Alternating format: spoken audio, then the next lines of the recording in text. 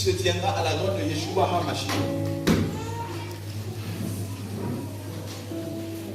Qui se tiendra à la droite de Yeshua HaMashiach.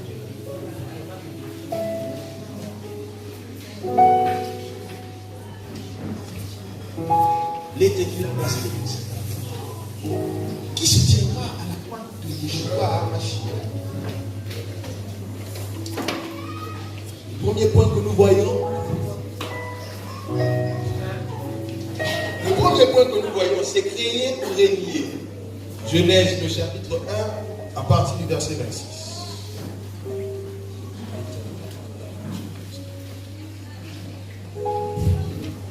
Je peux encore ce matin, quelqu'un vous mettez dans la lecture. Quelqu'un de rapide, passez bien le micro s'il vous plaît.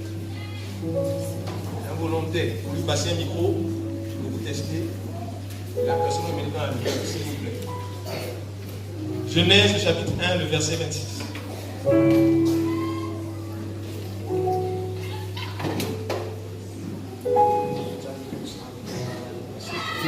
Un volontaire, s'il vous plaît. Que le volontaire lève sa main.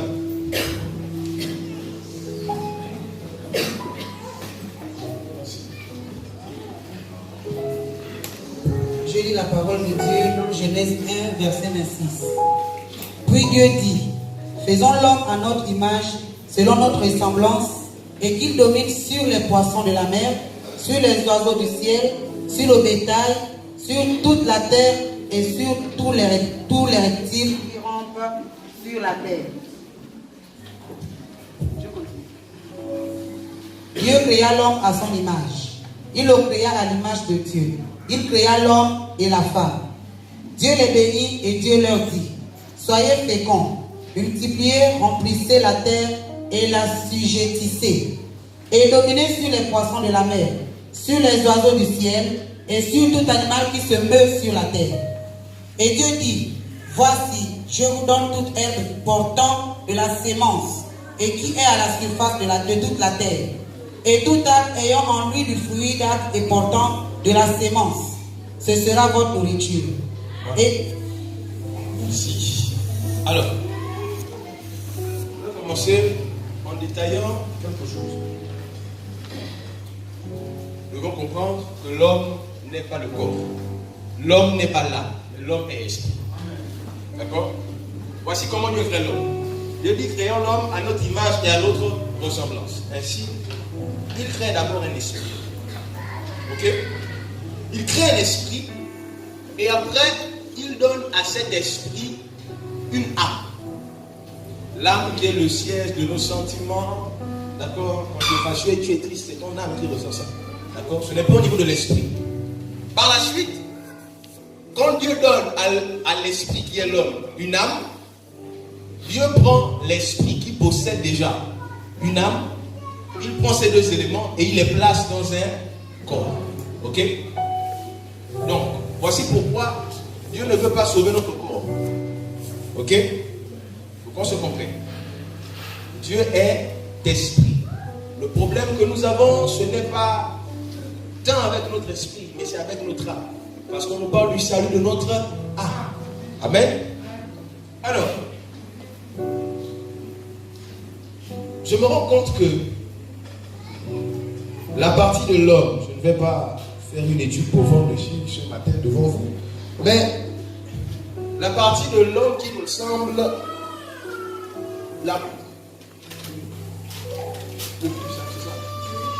le plus à Dieu, c'est son esprit. La partie qui ressemble directement, c'est-à-dire directement, sans la gauche ou à droite, son esprit. Et quand vous lisez, si vous faites attention, dans le verset 26, la raison pour laquelle Dieu dit créons l'homme à notre image et à notre ressemblance, il dit pour qu'il domine. Pour qu'il domine. Ça veut dire que logiquement, l'objectif de Dieu était que lorsque l'homme allait être quelque part, il allait faire quoi? Dominer. Et lorsqu'il allait dominer, il allait dominer pourquoi? Pas parce qu'il était homme, mais parce qu'il ressemblait à Dieu.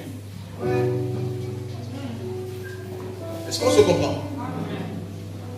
J'ai compris que en quoi l'homme ressemble-t-il à Dieu dans la création? L'homme ressemble à Dieu parce que l'homme est saint. Est-ce qu'on se comprend? La chose qui allait faire en sorte que l'homme puisse dominer, c'était sa sainteté. Pourquoi Dieu est élevé au-dessus de toutes choses? Parce qu'il est saint. Pourquoi Dieu domine? Parce qu'il est saint. La sainteté entraîne la domination. Sans la sainteté, il n'y a pas de domination. Voici pourquoi lorsqu'il crée l'homme, il fait en sorte que l'homme puisse lui ressembler en quoi? Par rapport à la sainteté. Par rapport à la sainteté. Mais je suis étonné parce que lorsque je poursuis la lecture, je me rends compte. Quand on nous parle de quelqu'un qui a agi de telle sorte qu'il a poussé Adam et Ève à pécher et à sortir du jardin. Et quand nous lisons, nous nous rendons compte que cet animal appelé serpent faisait partie des choses sur lesquelles l'homme était appelé à dominer. Parce que la Bible dit qu'il devait dominer même sur les reptiles. Ça veut dire que le serpent faisait partie des choses sur lesquelles l'homme devait faire quoi? Dominer. Ainsi, lorsque Dieu voyait le serpent dans le jardin, Dieu voyait le serpent comme étant un animal dangereux. Mais malgré sa dangerosité, Dieu n'était pas inquiet parce qu'il savait qu'il avait donné à l'homme le pouvoir de dominer sur le serpent. Je peux te dire que tu as des adversaires qui sont dangereux. Mais s'ils sont là, c'est parce que Dieu t'a donné le pouvoir de dominer sur eux. Pas de domination sans opposition. Les gens se demandent, mais pourquoi Dieu a-t-il placé l'arbre de la connaissance du bien et du mal dans le jardin? Pourquoi Dieu a-t-il placé le serpent? Je vais aller plus loin et dire que Dieu savait que Satan était sur la terre. Parce que c'est Dieu qui a cherché le diable du ciel. Parce qu'avant que Satan aille sur la terre, il était déjà Satan. Sa transformation s'est produite dans le ciel. Il quitte Lucifer pour devenir Satan. Et quand Dieu regarde, Dieu se rend compte que dans l'assemblée des saints, il ne peut pas avoir de péché. Donc Dieu dit, tu ne peux pas demeurer au milieu de nous. Voilà pourquoi tu es chassé. Et il se retrouve sur la terre. Ça veut dire que lorsque Dieu crée l'homme, quand il dit c'est pour dominer, l'une des raisons principales, c'est pas pour dominer seulement la terre que nous voyons, mais c'est pour dominer sur les animaux, c'est pour dominer sur les arbres, mais c'est surtout pour dominer sur le diable.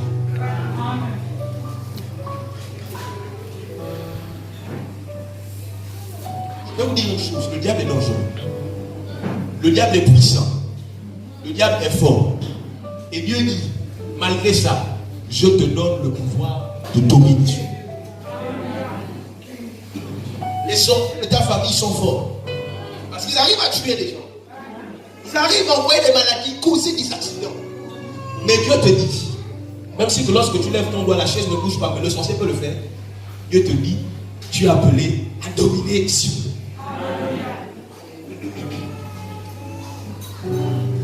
Et voici comment l'homme va manger, va arriver devant le serpent. L'homme arrive devant le serpent et il accepte ce que le serpent lui dit. Il considère ces choses comme une vérité. Il se tourne vers l'arbre, il prend de son fruit et il mange. Qu'est-ce que l'homme vient de faire? L'homme vient de se faire dominer par ce qu'il doit dominer.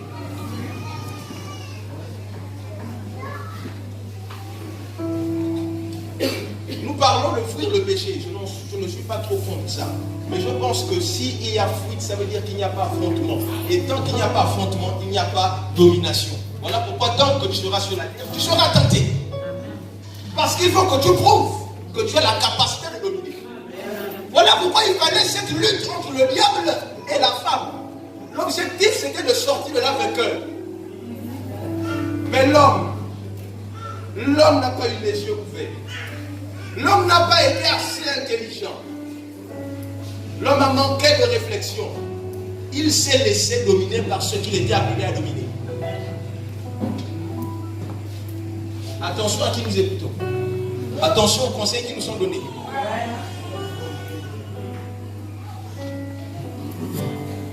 Voyez-vous, nous sommes devenus aujourd'hui, je suis vraiment attristé de constater cela, mais le péché est devenu aujourd'hui la chose qui domine l'homme. Alors que l'homme, on lui a la capacité de dominer sur le péché. L'homme a été créé avec les capacités nécessaires afin de pouvoir dominer sur le péché. Le dominé, celui qui doit dominer est devenu le dominé. Le dominant est devenu le dominé. Et lorsque, vous savez, dans le ciel, lorsque l'homme se soumet au péché, Dieu est indigné. Parce que Dieu sait que nous avons en nous les capacités. Voilà pourquoi la Bible déclare qu'il n'y a aucune tentation face à laquelle Dieu vous met et qui soit au-dessus de vos forces. Si cette tentation est là, c'est que tu peux résister, c'est que tu peux dominer. Je veux nous annoncer une bonne nouvelle. À chaque fois que nous sommes tombés dans le péché, c'est parce que nous avons refusé de dominer.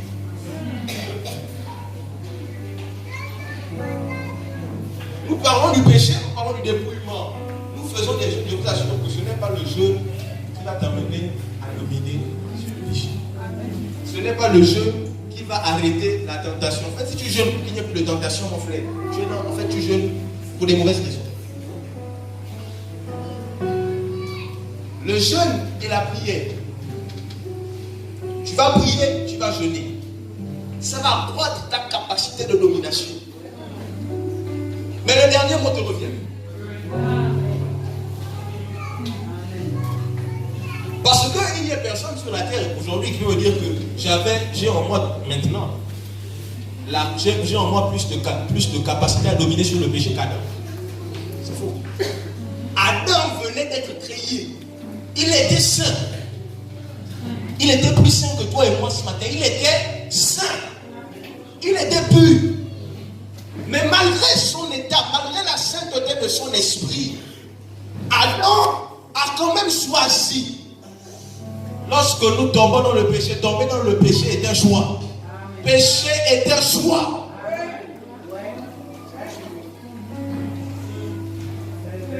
Péché est un choix.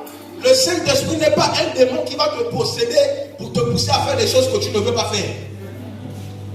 Il est là pour te donner la capacité de dominer. Mais c'est à toi de dire, je domine. Tant que tu continueras à fuir certains péchés, ces péchés continueront à te poursuivre. Il faut à un moment donné te dire, c'est bon, durant des années, j'ai vécu dans ce péché, maintenant je m'arrête, je vais t'affronter. Parce que moi j'ai la capacité de dominer. J'ai été créé pour dominer. Et je vais exercer mon pouvoir de domination sur toi. C'est ce que David a fait. Pendant 40 jours, vous avez fui devant Goliath. Moi je me dis, ça y est, je m'arrête maintenant. Je m'arrête, je me retourne et je dis, toi, c'est fini. J'en finis avec Goliath maintenant. Il y a des Goliaths qui doivent tomber. Mais pour qu'ils tombent, ce n'est pas en fuyant. C'est en t'arrêtant, on les affronte.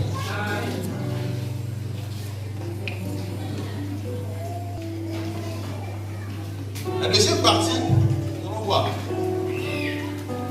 la lutte contre le péché. Hébreux 12, versets 1 à 4. Je pense que ce verset avant tout le monde.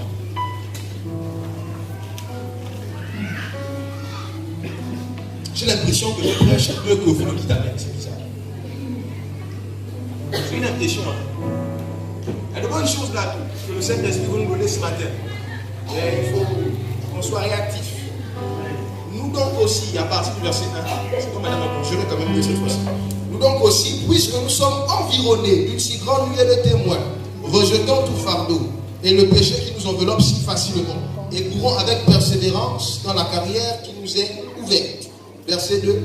Ayant les regards sur Jésus, le chef et le consommateur de la foi, qui en vue de la joie qui lui était réservée, a souffert la croix, méprisé l'ignominie, et s'est assis à la droite du trône de Dieu. Vous considérez en effet celui qui a supporté contre sa personne une telle opposition de la part des pécheurs, afin que vous ne vous lâchiez point, l'âme découragée. Verset 4. Vous n'avez pas encore résisté jusqu'au sang en luttant contre le péché. Je veux dire ce matin à quelqu'un que la lutte contre le péché est graduée. Dans la lutte du péché, il y a des grades, il y a des niveaux. Il y a des niveaux. Est-ce qu'on se comprend? Il y a des gens, je vais expliquer ça simplement. Le simple fait qu'il a eu une mauvaise pensée contre toi, ils se sont souillés, sales, ils se prosternent devant Dieu et demandent pardon. Et parfois il va plus loin jusqu'à dire que ah maman, pardonne-moi parce que j'ai des mauvaises pensées sur toi la dernière fois quand tu m'as parlé. Mais il y a certains parmi nous, avoir de mauvaises pensées sur quelqu'un, ça ne te dit rien. Pourtant tu ne considères pas ça comme un péché. Il y a des gens parmi nous, nous n'avons pas la force d'aller dans notre voisin pour dire pardonne-moi pour ce que je t'ai fait. Parfois, nous reconnaissons que ce que nous avons dit est mal. Nous demandons pardon devant Dieu. Et quand il te dit va demander pardon à ton frère, c'est trop te demander. Voilà pourquoi je dis que dans la lutte contre le péché, il y a des niveaux. Et voici la cause. Je m'abstiens de le dire. Celui qui a écrit, parce qu'il y a des doutes entre Paul et un autre, celui qui a écrit le livre d'Hébreux, il déclare ceci. Vous n'avez pas encore lutté contre le péché jusqu'au sang. Nous n'avons pas encore lutté contre le péché jusqu'au sang. C'est profond. C'est profond. Parce que dans la lutte contre le péché, il y a des fois où on va te dire, si tu ne couches pas avec ton patron, tu es vivant. Tu regardes les enfants que tu as. Tu n'as pas de mari. Tu as un loyer sur les épaules. Parfois, tu as même des crédits que tu as pris pour faire peut-être certaines affaires. Le patron te dit si tu ne fais pas ça. Et pendant que tu es en train de réfléchir, tu penses à ton salut. Parfois, tu penses même à ta position dans l'église.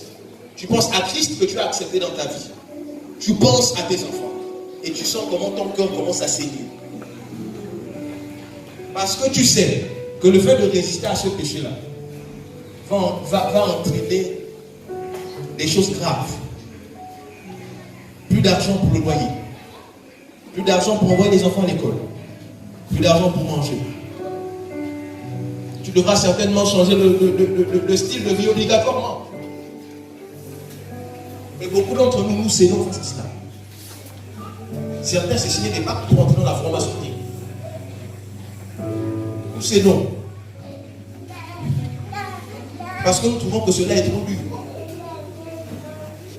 Certains viennent à l'église mais ont du mal à laisser l'homme qui l'entretient parce que c'est le mari d'autrui. Il lui donne de l'argent. Et lorsqu'elles se rendent compte que c'est le péché, elles se rendent compte que se séparer de ce péché, ce serait comme lui demander de lutter contre le péché jusqu'au sang. La question que je veux te poser ce matin, jusqu'où es-tu prêt à lutter contre le péché? Jusqu'à quel point sommes-nous prêts à lutter contre le péché? Ce matin, je vais nous présenter quelques images difficiles à regarder, mais qui vont mieux illustrer tout ce que je pourrais dire ce matin sur cette partie. Est-ce qu'on peut me fermer ces fenêtres, s'il vous plaît? Voici quelqu'un que nous connaissons très bien par les Saintes Écritures et qui a compris que la lutte contre le péché allait demander que son sang puisse couler. Allait demander que la victoire sur le péché allait demander à son sang de couler. Il a été frappé. Cette image n'est rien comparée à la suite. Notre Sauveur a fait ces choses. Voyez-vous, ces marques sur son corps, c'est à cause du péché. Ce corps déchiré. Et pourtant, il était innocent. Mais il y a une chose que Christ voulait faire. Il voulait par cet acte te donner la domination sur le péché. Il ne s'est pas arrêté là. Voyez-vous, pendant qu'on le frappait, l'acteur qui tourne ce film, il y a cet homme qui tient dans sa main un fouet. Et au bout de ces cordes-là, il y a comme des crochets. Et lorsqu'il fait rentrer, lorsqu'il frappe, ces crochets viennent et s'accrochent au niveau de la peau. Et lorsqu'il tire, la chair saute. La chair a sauté. Le péché avec lequel nous jouons. Notre Sauveur a dû subir toutes ces choses pour que nous puissions dominer sur lui. Déchiré. Un innocent. Déchiré. Le sang devait couler. Alors qu'il était dans le jardin de Gethsemane, il était en train de prier parce qu'il savait que le seul moyen de dominer contre le péché, pas d'une personne, mais le péché de l'humanité, le péché de ces hommes qui étaient là présents, et le péché des hommes qui allaient naître jusqu'à la fin du monde, il était nécessaire que sa peau soit arrachée, que le sang puisse couler. Voici pourquoi cet homme a dit dans l'épître d'Hébreux, nous n'avons pas encore lutté contre le péché jusqu'au sang. Il était en train de le dire parce qu'il savait qu'il y a un niveau où il faudra que nous puissions arriver jusqu'au sang. Mais quand on parle de ce sang, ce n'est pas nécessairement que nous allons te couper un membre, ou te lancer un caillou, ou te lapider. Mais c'est-à-dire qu'il y a des situations par lesquelles il faudra que tu choisisses Jésus ou le monde. Et cette situation te fera saigner. Saigner ton cœur. Et des moments là où nous avons refusé le péché, mais lorsque nous avons refusé le péché, notre cœur a saigné. Nous n'avons pas encore lutté contre le péché jusqu'au sang. Une opportunité de travail, tu as l'impression qu'elle ne reviendra jamais sous tes yeux. Une opportunité dans les affaires, tu as l'impression que cette opportunité est la plus belle de ta vie. Et lorsque tu décides de choisir Jésus, de porter ta croix, de marcher dans la sainteté, tu vois comment cette belle opportunité est retirée au-dessus de tes yeux. La lutte contre le péché est un combat sans merci. Je dis bien un combat sans merci. Il n'y a pas un jour où tu diras, oh, là je prends les vacances, aujourd'hui je n'ai pas à combattre contre le péché. Et les jours où lorsque tu es assis pour toi, tu es là calme, tu n'as provoqué personne. Personne. Quelqu'un sortira de nulle part pour te dire, oh mon temps descend, tu vas pécher. Tu vas pécher. À la maison, tes enfants commencent à faire des choses qui t'énervent. Et il y a des paroles qui sont là sur la langue, qui sont prêtes à sortir pour insulter. Pour insulter. Il y a ta main qui est prête à se lever pour gifler. Cette parole doit remonter dans ton esprit. Vous n'avez pas encore lutté contre le péché jusqu'au sang. Je me suis rendu compte que si Christ n'avait pas fait ça, je pense que chacun d'entre nous, pour aller au ciel, nous aurions dû passer par là. Imagine que lorsqu'on venait prêcher l'évangile, il disait que celui qui veut aller au ciel, il doit passer par la croix. Il devait être cloué. Son corps devait être déchiré. Beaucoup de personnes allaient réfléchir. Les églises devaient être composées de très peu de personnes. Mais ce que je veux nous dire, c'est que même si ton corps, si ton cœur sait, ton cœur n'est pas l'homme que tu es. Même si ton corps souffre, ton corps n'est pas l'homme que tu es. L'homme que tu es, c'est l'esprit. Il n'est pas peur de ceux qui tuent le corps ou de ceux qui. Non, ayez peur de ce qui va empêcher à votre âme d'aller au ciel. Parce que même si dans mon corps je suis déchiré, même si mon cœur est meurtri, aucune de ces choses ne pourra me priver de la chose la plus importante. Je pense que Dieu nous accordera la grâce d'avoir un séminaire plus approfondi sur tout ça, sur le sang de Jésus, les bénéfices. Mais je veux vous dire une chose, c'est que si Jésus a subi ça pour que tu ne vives plus dans le péché, tu n'as plus le droit de vivre dans le péché. Si Christ a subi ça pour porter ton péché, à chaque fois que les coups lui étaient assainis, à chaque fois qu'une partie de son corps était déchirée, c'était pour ton péché. C'était pour la colère d'un autre nous. C'était pour la fornication qui est en train d'embêter certains. C'était pour la masturbation. C'était pour les injures. C'était pour les critiques. Après que Christ est venu sur la vie, il te dit, tu as la possibilité de vivre dans la sainteté.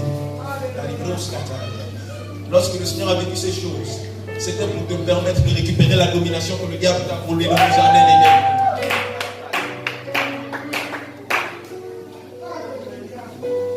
Lorsque Satan est venu voler la domination que tu avais sur le péché, sur le monde, Christ est venu, il est mort, il a dit maintenant tout est accompli. Lorsqu'il a dit tout est accompli, c'était pour dire tu peux de nouveau dominer.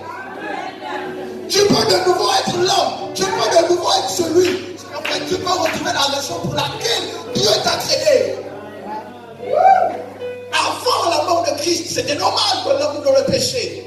Mais maintenant que Christ a été crucifié, il te dit tu as la possibilité de vivre en dominant sur le péché. Tu as la capacité d'affronter le péché qui t'embête et dire que c'est terminé. Tu ne me domineras plus parce que je suis né pour dominer.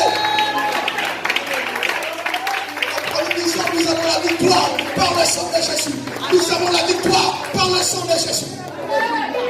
La victoire est cachée dans le sang de Jésus. Vous savez, lorsque nous prenons conscience que Jésus a déjà souffert pour que nous ne puissions plus souffrir par le péché, nous comprenons que nous n'avons plus le droit. Je vais aller plus loin et dire que le péché est dans les cas de la machine. Le péché dans ta vie est. Le péché dans ta vie était hors la loi. Parce que Dieu t'a racheté. Tu appartenais au monde, tu appartenais au diable. Ça veut dire que le diable n'a plus le droit d'être dans ta vie. Parce que tu étais racheté. Donc si en ce moment, quelqu'un a un problème avec un péché, le péché est hors la loi. Amen. Le péché est hors la loi. Il n'a pas le droit d'être là. Alléluia. Ce péché, tu n'as pas le droit d'être dans ma vie. Tu n'as pas le droit de me dominer. Tu n'as plus ce droit. Tu as perdu ce droit à la croix de Golgotha. Parce que Christ a tu.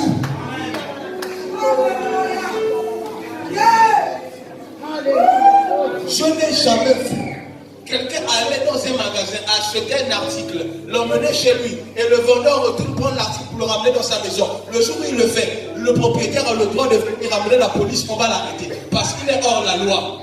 Son mandat est terminé. Le mandat du péché dans la vie de l'homme est terminé. Quelqu'un peut être au pouvoir, mais lorsqu'il a perdu les élections, il n'a plus le droit d'être assis sur le trône. Le péché n'a plus le droit d'être assis sur le trône de ta vie. Le trône de ta vie appartient à Christ. Tu as été racheté à un grand prix. Puisque Christ a payé de son sang. Alléluia. Oh, Christ a payé de son sang. Les personnes qui vivent dans le péché sont les ignorants. Parce que quand tu vis dans le péché, tu es esclave. Ce n'est pas pour toi qui prends tes décisions. Le péché te pousse à prendre des décisions. Les pensées sales viennent pour te dire qu'il faut que tu ailles boire. Les pensées sales viennent pour te dire qu'il faut que tu ailles avec les filles. Certainement atteintes de maladies sexuelles non transmissibles. Que tu es en train de poser à la maison chez ton épouse. Il y a beaucoup de choses que le péché te pousse à faire. Le péché te rend esclave. Ouais. Mais quand tu comprends, my God, l'acte.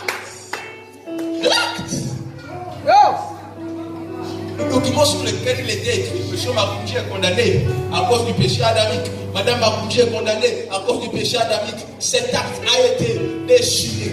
L'acte qui signifiait que parce que Adam, notre ancêtre, avait mangé l'arbre du fruit, le fruit de l'arbre de la connaissance du bien et du mal. La Bible déclare que cet acte-là a été déchiré. Le péché n'est plus dans ce mandat. Le péché n'est plus dans ce mandat.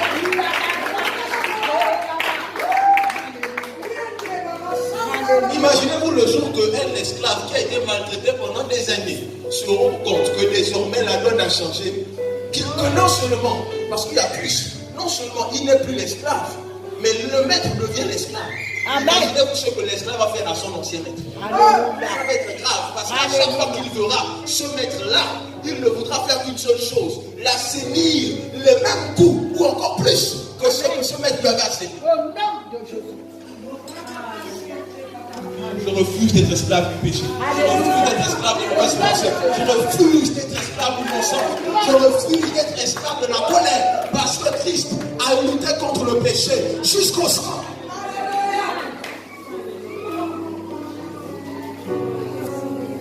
Nous ne devons pas blaguer avec le péché. Le péché a le nom. Le péché est l'instrument du diable qui vient pour sucer la domination que tu as sur lui. Le péché est un sus-domination. Le péché vient sucer la domination que tu as pour l'octroyer à Satan. Parce que lorsque l'homme perd la domination dans le jardin, désormais le diable a sa même mission là.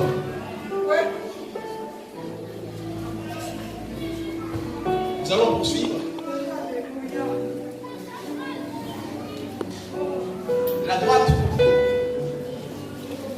La droite de Dieu. Philippiens 2, verset 8.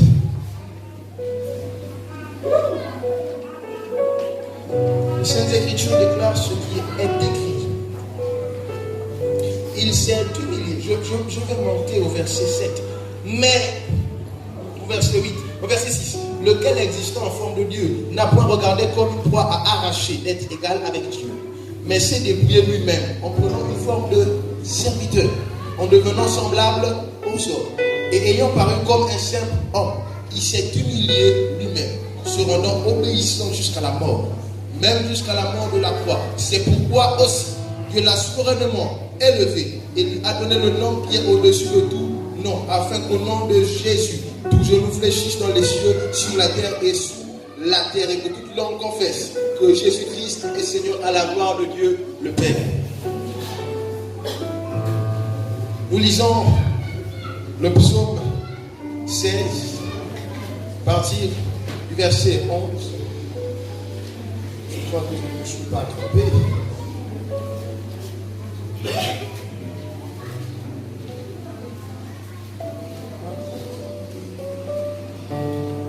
Il déclare. C'est un chant que nous chantions avant. Et j'ai retrouvé mes paroles ici. Voilà.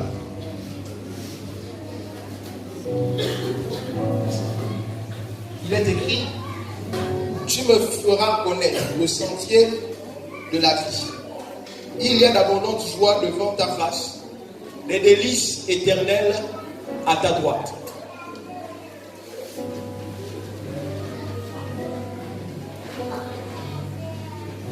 Le temps me manquerait de lire avec vous les passages où il est écrit que Christ se tient à la droite de Dieu. La Bible déclare que Christ est monté. Mais Christ n'est pas seulement monté. Il est monté et il s'est assis à la droite de Dieu. Il ne s'est pas arrêté là. Dans la Bible, on a mis point, virgule. Et on a dit que Christ intercède pour nous. Et le psaume 16 nous fait savoir qu'il y a des délices devant le trône de Dieu, devant la... Quand tu te tiens devant Dieu, non, il y a de la joie, il y a d'abondante joie, d'accord, devant la face de Dieu. Donc toute personne se tenant devant Dieu a la capacité de bénéficier de joie qu'il y a devant le trône. Voilà pourquoi ce matin je disais que quelqu'un qui lit la Bible ne peut pas être en colère. Parce qu'à chaque fois que tu es dans la présence de Dieu, tu bénéficies des joies. Dès que tu es devant le trône, tu accèdes à une atmosphère de joie. Donc tu auras toujours des raisons pour l'adorer, toujours des raisons pour le prier. D'accord? Mais la Bible déclare qu'à la droite de Dieu se tient Yeshua, Jésus le Messie. Est-ce que cela signifie? Jésus se tient là, à la droite de Dieu. Quelqu'un peut venir à ma droite, s'il vous plaît? Rapidement.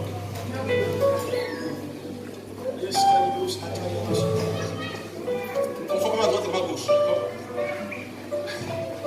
Alors, quand tu descends quand même, on suppose que c'est moins mieux. Je monte un peu. On suppose, j'aime bien avoir le rôle de Dieu. C'est intéressant. Alors, devant moi, il y a d'abondantes joie.